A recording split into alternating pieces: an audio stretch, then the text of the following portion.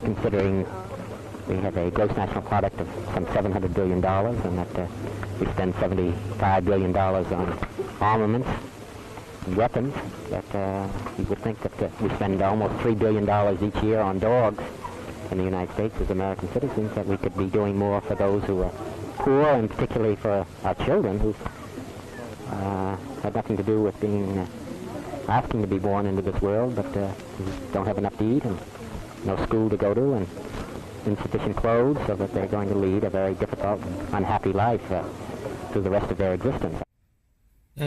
That was then Senator Robert F. Kennedy in April 1967 on a visit to the Mississippi Delta, one of the most poverty-stricken regions of America. Today, it remains one of the most disadvantaged areas in the nation. A recent finding shows that the most poverty-stricken places in the United States are, on average, rural communities of color.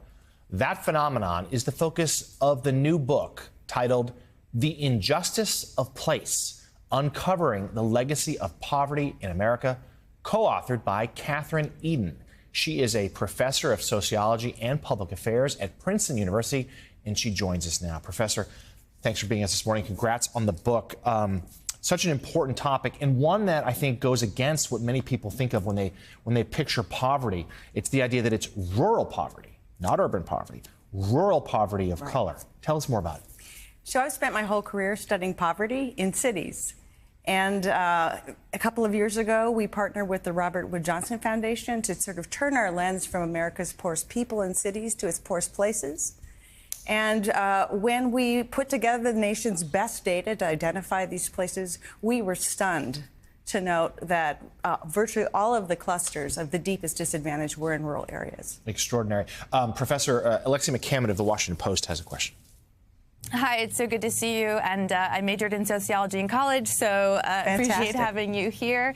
I'd love if you could speak to the different types of infrastructure that the book touches on and how that could help. We hear a lot about physical infrastructure, of course, from folks like President Biden right now, roads, bridges, how that can help communities. But you talk in your book about social infrastructure and the need to rethink how people actually gather. Could you talk a little bit more about that? Yeah, so the most disadvantaged places in America are in Central Appalachia, the Cotton Belt, the historic Tobacco Belt, and South Texas. And what we see there is the social infrastructure. These are places where people can build social bonds, have really atrophied. They've fallen apart. The bowling alley, it's not that people aren't bowling, it's that there is no bowling alley, and so on. So as the beauty shops and the barber shops have closed down, people have really lost the ability to connect with one another. And in fact, in the book, we tie that very closely to the rise of deaths due to opioid overdose. Let me ask this question. You saw the clip of Robert Kennedy singing. Yes.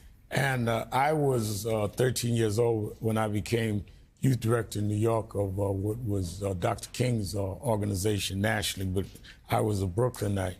And they were working on the Poor People's Campaign then. Yes. And one of the things that I was struck by is they kept saying it's important what Robert Kennedy, Senator Robert Kennedy Sr., was doing, because if we keep the face of poverty black, it plays into certain elements in the Congress. And they need to understand this, it goes beyond just the black community, and we need to push out the Appalachia and others. In your study for the book, do you find that politically a lot of people don't want to deal with the fact that there are many white Americans, Texas, Appalachia, that are living in poverty with no federal drive to really deal with these issues? Yeah, so as you know, Kennedy visited, one of his poverty tours was in Appalachia. He also visited Central California. And so both white and Hispanic poverty feature in this book. It is not only a story of race, but it is interesting that when we say rural, people think white. And in many of these places, you see that blacks and Hispanics are in the majority. The new book, the important new book, is The Injustice of Place: Uncovering the Legacy of Poverty in America. Katherine Eden, thank you very much for joining us this morning. Thank you.